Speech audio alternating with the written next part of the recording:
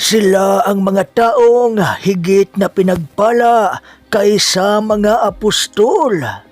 Kung pananampalataya ang pag-uusapan, walang binatbat sa kanila ang mga apostol. Sila ang mga taong naghihintay kay Jesus at naniniwala ng buong puso at walang pag-alinlangan.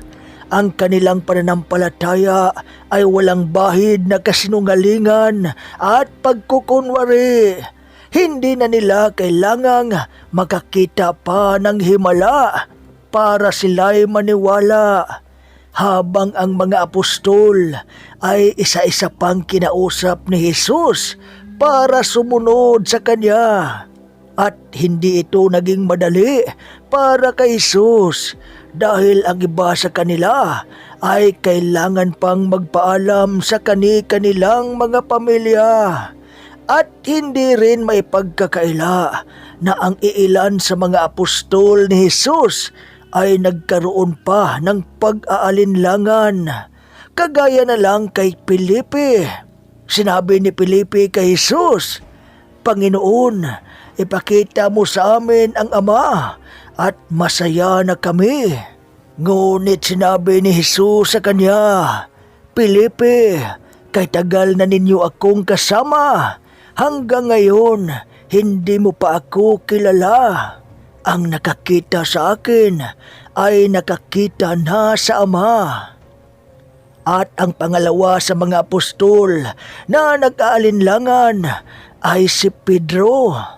Noong ang mga apostol ay nasa laot at nakita nila si Jesus na naglalakad sa dagat, napasigaw sila sa takot at sinabing, "May multo."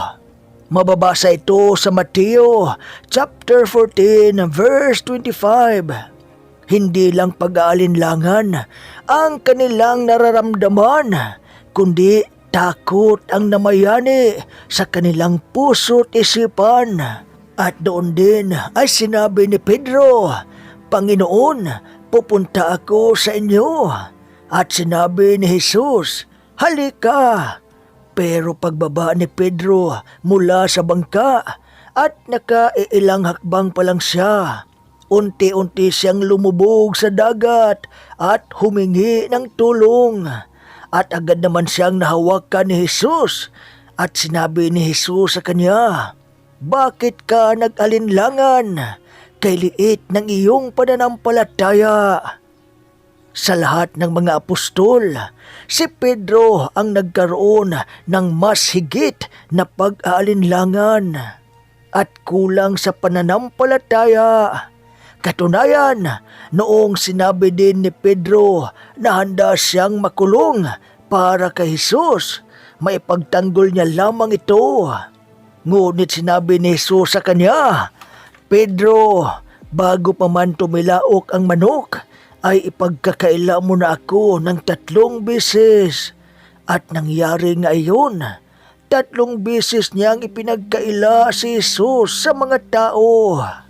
At ang isa pa sa mga apostol na nag-aalinlangan ay si Tomas.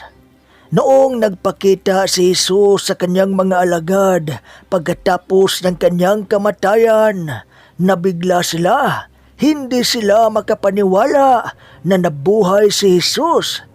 At ang isa sa labis na may pag-aalinlangan ay si Tomas. Kaya sinabi ni Jesus na mababasa sa Juan chapter 20 verse 24 to 31. "Huwag ka nang mag-alinlangan pa, sa halip ay maniwala ka." Isa din si Tomas na kulang ang paniniwala at pananampalataya kay Jesus.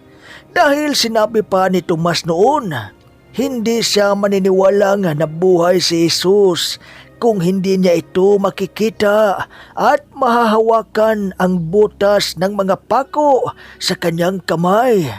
At hanggat hindi ko maisusuot ang aking mga daliri sa mga sugat na iyon at sa kanyang tagiliran. Kung baga si Tomas ang pinakahalimbawa sa kasabihang to see is to believe.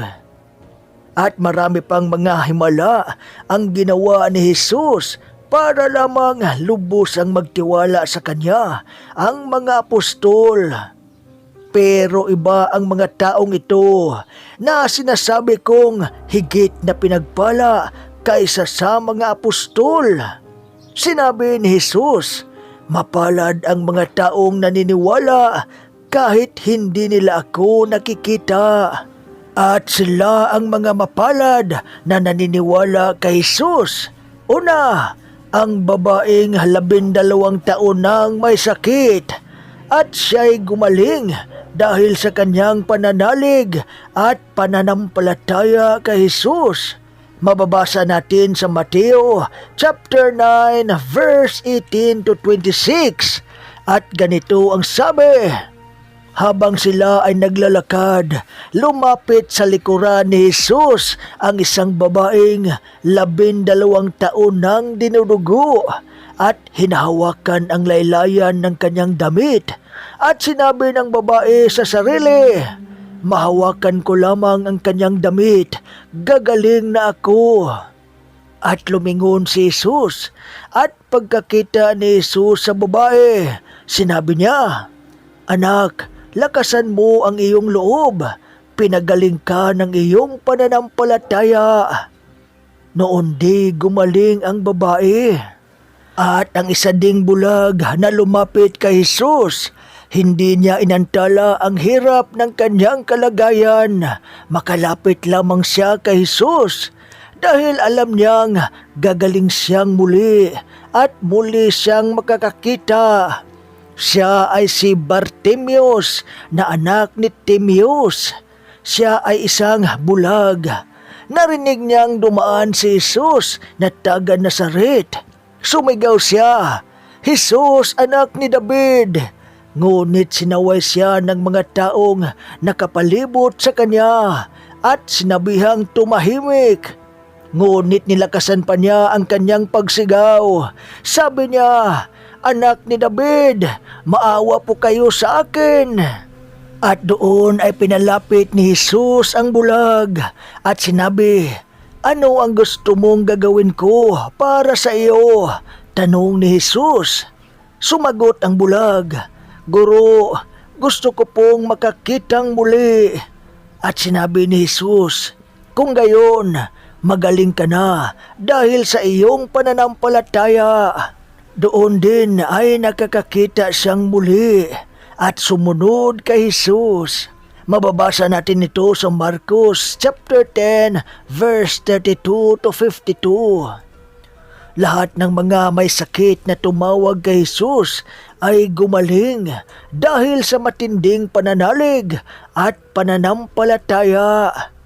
Ngayon, hintayin pa ba nating magkaroon tayo ng matinding sakit bago tayo manalig at sumampalataya kay Jesus?